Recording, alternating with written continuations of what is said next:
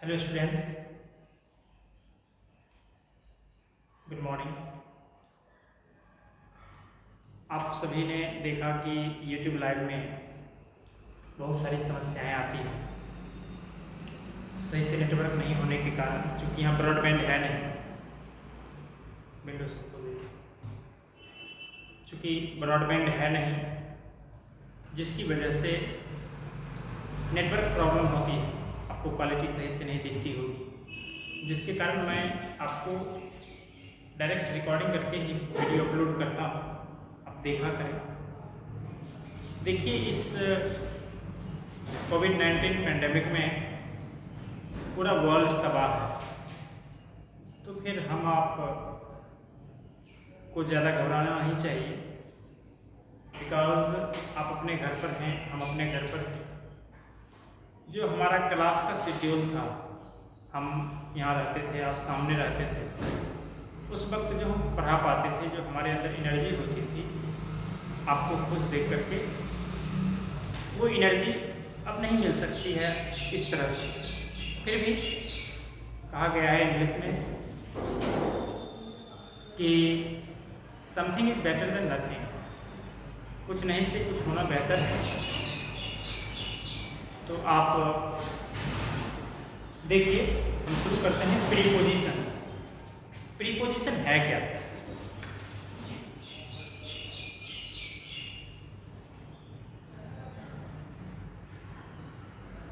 आप देखते होंगे प्रीपोजिशन दो वर्ड से मिलकर बना है।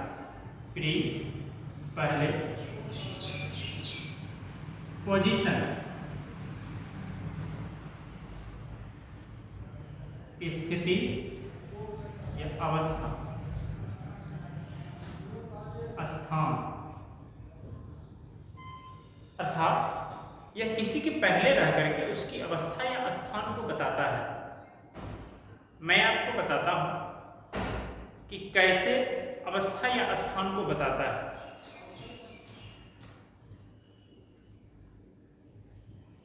She is living in Patna. वह पटना में रह रही है।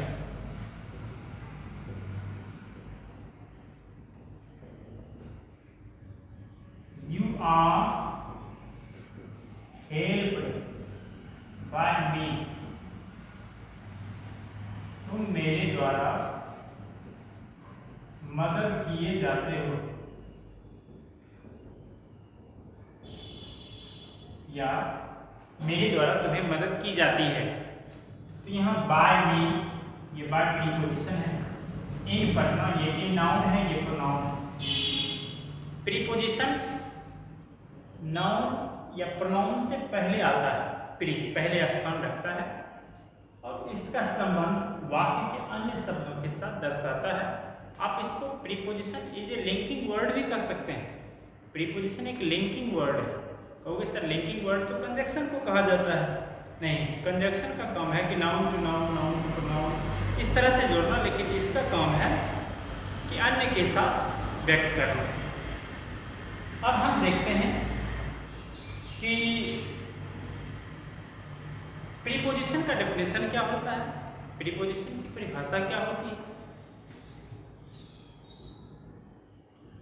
Preposition is a word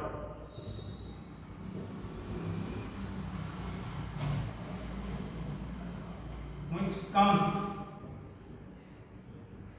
before a noun or a pronoun to show its relation with other words in the sentence। कहता है preposition is a word, noun, pronoun, adjective, verb, adverb, conjunction और preposition, interjection, ये सभी words हैं। वर्ग के आधार पर grammar में वर्ड्स को 8 भागों में क्लासिफाइड किया गया। जिसमें से चाहे नाउन हो, प्रोनाउन हो या इंग्लिश में आप जो भी सेंटेंसेस देखते हैं, बड़ी बड़ी किताबें देखते हैं, सभी वर्ड से ही मिलकर बना है। सबसे स्मॉलेस्ट यूनिट इंग्लिश का लेटर होता है, लेटर के बाद वर्ड होता है, वर्ड के बाद सेंटेंस होता है, सेंटेंस के बाद लैंग्वेज होता है। तो किसी भी लैंग्वेज में वर्ड्स होता है तो वर्ड्स को क्लासिफाइड अलग अलग तरह से किया गया है। तो प्रीपोजिशन भी एक वर्ड, ग्रुप ऑफ लेटर्स है। तो इसका वर्क क्या है? जैसे noun is a word, pronoun is a word. आप किसी का भी डिफाइन करें तो वो आप उसमें कह सकते हैं। जैसे पूछा जाए what is pronoun, that time you must reply that pronoun is a word. Pronoun तो वर्ड है। अब उसके बाद उसका क्या काम है उसके हिसाब से आपको डिफाइन करना पड़ेगा, है ना। तो यहाँ कहता है कि preposition is a word. Preposition एक शब्द है, व्हिच कम्स, जो आता है, दैट कम्स भी दे सकते हैं, बिफोर ए नाउन और ए प्रोनाउन, जो संज्ञा या सर्वनाम से पहले आता है। ये जनरली डिफाइन किया गया है। संज्ञा सर्वनाम के बाद भी आ सकता है, शुरू में भी, वाक्य के शुरू में भी रहता है, वाक्य के लास्ट में भी रहता है। ये अलग अलग फंक्शंस हैं प्रीपोजिशन के। टू शो इट्स रिलेशन, इसका संबंध दर्शाता है with other words in the sentence, वाक्य में अन्य शब्दों के साथ। अब हम प्रीपोजिशन, कुछ प्रीपोजिशंस हैं उसको देखते हैं। देखिए,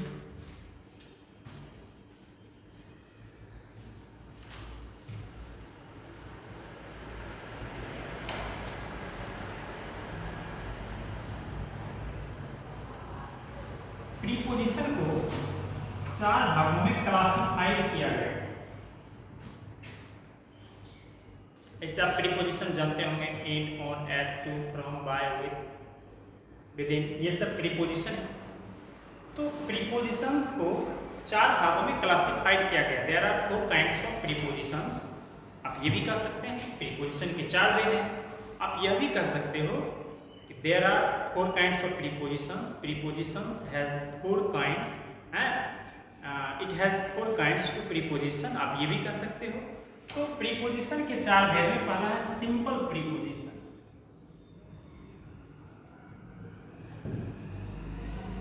दूसरा है कंपाउंड प्रीपोजिशन, तीसरा है आपको फ्रेजल प्रीपोजिशन, उसके बाद है पार्टिसिपल प्रीपोजिशन।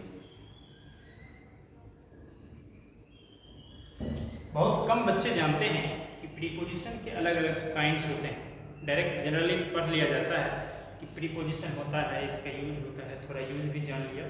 आप एक चीज़ जान लें ग्रामर में कि दी का प्रयोग, यूज ऑफ दी, और प्रीपोजिशन, ये बहुत ही कॉम्प्लिकेटेड यूज है इसका।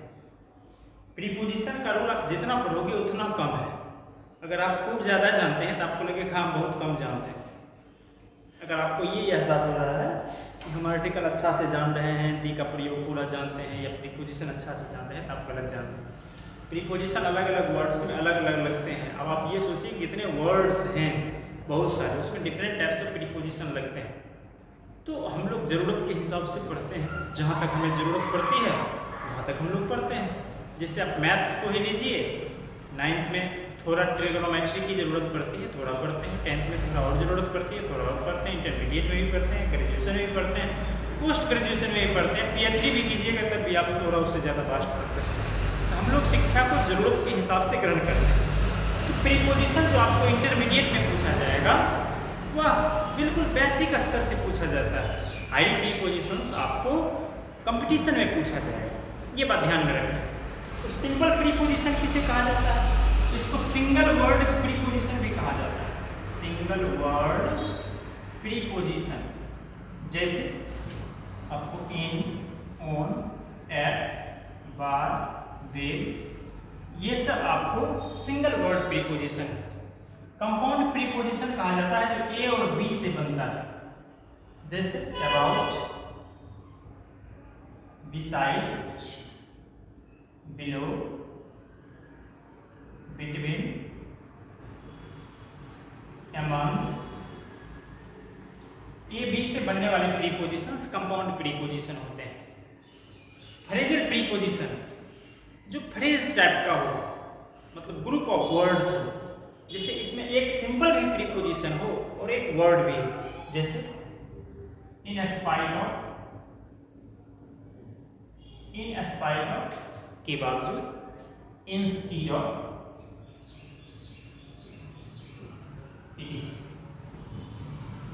पार्टिसिपल प्रीपोजिशन क्या होते हैं? आप वर्ड्स में नाइट भर में पढ़े होंगे प्रेजेंट पार्टिसिपल, पास्ट पार्टिसिपल और परफेक्ट पार्टिसिपल। जो प्रेजेंट पार्टिसिपल का वर्ब फॉर्म्स होता है बी को, और प्रेजेंट पार्टिसिपल जब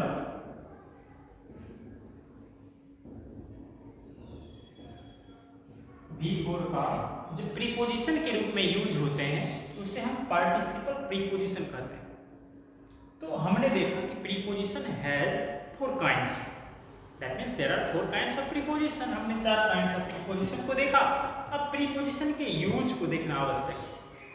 ये भेद को जानना ज़्यादा जरूरी नहीं है, आपको यूज को जानना ज़्यादा जरूरी है। जैसे मैं आपको दिखाता हूँ,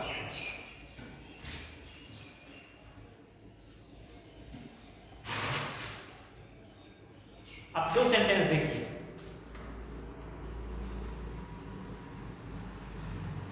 This is made dash me. This chair is made dash plastic.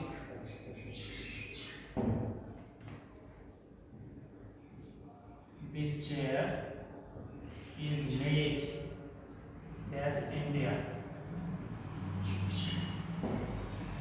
देखिए, मेड, दिस इज मेड, यह बनी हुई है। मी, इसमें इन प्रीपोजिशन होता है। तो सर कैसे होता है मुझे पता नहीं है, मैं आपको सिखाऊंगा। रूल्स होता है, इसमें सोचो कि मेड है फिर हम इन दे देते हैं, गलत हो जाएगा। प्रीपोजिशंस का यूज बहुत ही कॉम्प्लिकेटेड है, आपको बहुत ही बारीकी से समझना पड़ेगा, otherwise you can't learn, you can't understand. Never underestimate the chapter of preposition in English grammar. This chair is made of plastic. Plastic की बनी हुई। This chair is made in India. आप देखिए यहाँ इन है, यहाँ ऑफ है, यहाँ इन है, यहाँ मेड इन नहीं, सॉरी मेड बाय, इसमें बाय होगा, ये पैसिव वॉइस का ध्यान नहीं रहा था। तो आप this chair is made by me, this chair is made of plastic, this chair is made in India, ये पैसिव वॉइस के कारण हुआ। ये मेड ऑफ प्लास्टिक किसी वस्तु का, किसी की चीज का बना होना ऑफ का प्रयोग होता है। मेड इन जहां बना हुआ होता है उसमें इन का प्रयोग होता है। अब हम कुछ यूज देखते हैं प्रीपोजिशंस का। आपको 4-5 दिन लगेंगे प्रीपोजिशंस को सीखने में। मैं आपको 10-10, 15-15 मिनट करके बराबर आपको प्रीपोजिशंस सिखाता हूँ, आप सीखने की कोशिश करें।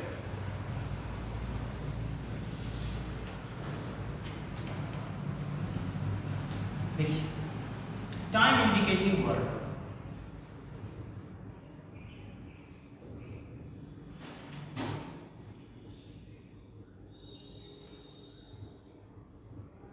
समय सूचक शब्द। जनरली आप देखोगे कि जो घड़ी का समय होता है,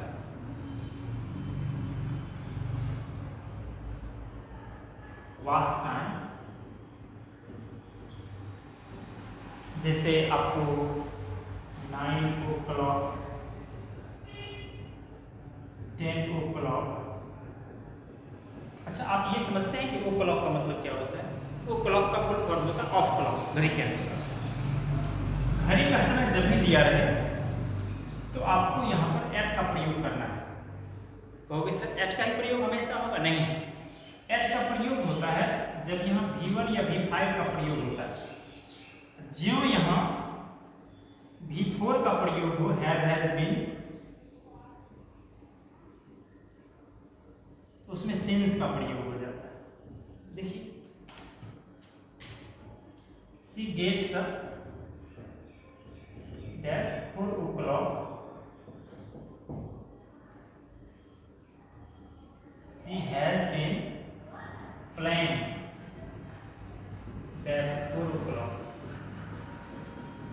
है तो दोनों घड़ी का समय, कहोगे दोनों में एट लगा देते हैं तो गलत हो जाएगा आपका।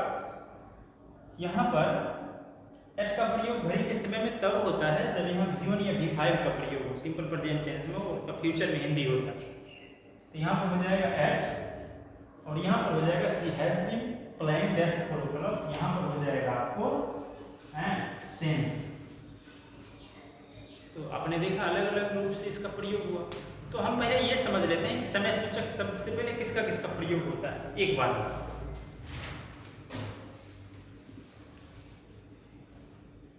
समय दर्शाने के लिए एक घड़ी का समय आता है,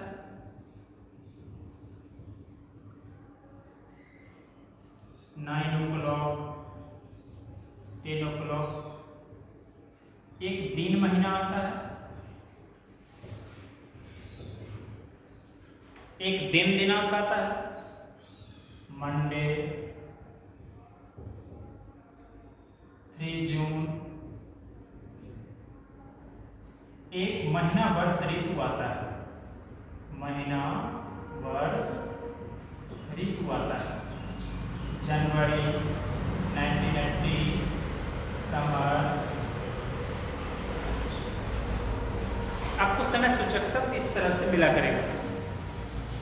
आप याद रखें घड़ी के समय से पहले एट का प्रयोग करें, दिन दिनांक से पहले हमेशा ऑन का प्रयोग करें। कि जब भी न्यूज़पेपर पढ़ोगे ऑन मंडे, ऑन ट्यूसडे आपको मिला करेगा। Prime minister comes, the prime minister comes on Monday, प्रधानमंत्री आपको मंडे को आएंगे। इससे पहले आप इन का प्रयोग करें। तो जब भी आपको जैसे एग्जांपल में दिखाता हूं, she goes dash Monday, Tuesday, Wednesday, तो आपको यहाँ पर ऑन का प्रयोग करना, दिन का ऑन। लेकिन जब जो मंडे हट जाएगा, शी गोज डैश जनवरी, तब आपको इसमें इन का प्रयोग करना है, क्योंकि महीना का नाम है। महीना वर्ष ऋतु में इसीलिए आप सुनते होंगे Mahatma Gandhi was born in Gandhi ji was born in 1869। जब वर्ष देते हैं तब इन, वर्ष है तब इन। अगर आप दिनांक लिख दोगे 2 अक्टूबर, अगर इन के बाद लिख देते हैं 2 अक्टूबर 1869, तो ये गलत हो जाएगा प्रीपोजिशन। जब दिनांक आप लिख दोगे तो दिनांक लिखने के लिए, डेट लिखने के लिए ऑन का प्रयोग करना पड़ेगा। Gandhi ji was born on 2 अक्टूबर 1869। इस तरह से आप ध्यान रखें कि समय सूचक शब्द से पहले एट, ऑन, इन का प्रयोग होता है। परंतु फिर याद रखें, अगर यही समय have, has, been plus before वाले के बाद अभी प्रेजेंट परफेक्ट या पास्ट परफेक्ट कंटिन्यूअस में, उसमें सेंस का प्रयोग होता है, बिकॉज वो fix time point of time हो जाता है। ओके, हम फिर आगे देखते हैं।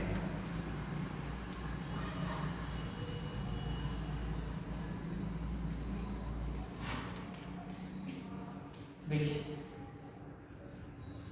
सेलिंग या बाइंग, खरीद बिक्री।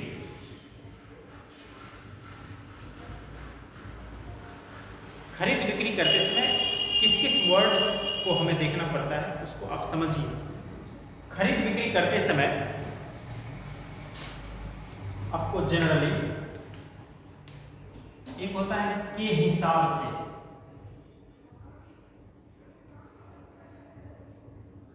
केजी के हिसाब से, ग्राम के हिसाब से,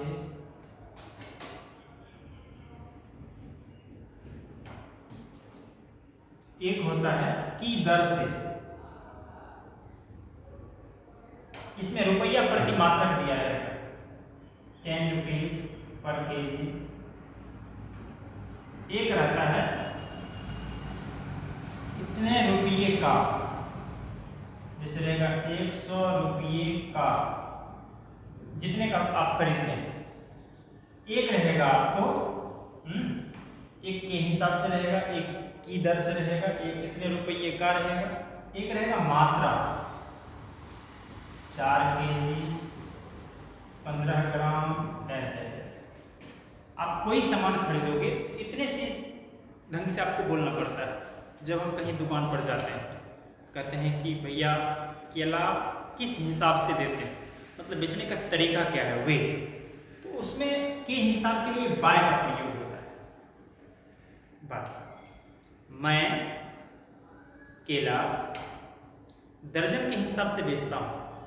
आई sell bananas by dozen, by dozen, वह चावल किलो के हिसाब से बेचती है। She sells rice by kilogram, by kilogram. सोना, सोना कैरेट के हिसाब से बिकती है। Gold is sold by carat. की दर से, जब हम रेट दर्शाते हैं, केला किस हिसाब से देते हैं, बाय, किस दर से देते हैं, 15 रुपये दर्जन। मोहन 15 रुपये दर्जन केला बेचता है। मोहन सेल्स बनानास बाय, नहीं, रेट दर्शाने के लिए at 15 rupees per dozen, 15 rupees per dozen. इसमें सिर्फ मात्रक रहेगा, इसमें रुपया प्रति मात्रक रहता है दर में, एट। अब जैसे मैंने 50 रुपये का केला खरीदा, आई बॉट बनानास बाय, नहीं, एट 9। और आप इसको गौर समझिएगा, मैं फिर एग्जाम्पल के साथ आपको समझाऊंगा। मात्रा, मैंने 4 दर्जन केले खरीदा, मात्रा के लिए आपको इसके मॉड का प्रयोग करना। खरीद बिक्री में 4 दर्जन प्रीपोजिशंस के प्रयोग होते हैं, आप गौर से देखिएगा। शी सेल्स पेन्स, वह कलमें बेचती है। डैश 20 रुपीज पर पीस, वह 20 रुपये प्रति पीस, रुपया प्रति पीस, ये दर है, रेट, ये हिसाब नहीं है, रेट। इसमें आपको एट का प्रयोग होगा, की दर से, रुपया प्रति मात्रक, रुपया प्रति मात्रक। फिर देखिए, आई बॉट ए पेन, मैंने एक कलम खरीदा, डैश 10 रुपीज, इतने रुपये का, रुपये का 100 का, 200 का, 5 रुपये का। और मैंने यह मार्कर 20 रुपया में खरीदी। I bought this marker for 20 rupees, for 20 rupees. तो आप देखोगे खरीद बिक्री करते समय विभिन्न प्रकार के क्वेश्चंस आपको आएंगे, आप उस हिसाब से प्रीपोजिशन को पढ़ें, अन्यथा आपका गलत हो जाएगा। प्रीपोजिशन का आज मैंने बेसिक कंसेप्ट, डेफिनेशन, काइंड्स और कुछ प्रीपोजिशन के यूजेस को मैंने बताया। फिर हम लोग थोड़ा कल सीखेंगे। आज के लिए इतना ही। Have a nice day.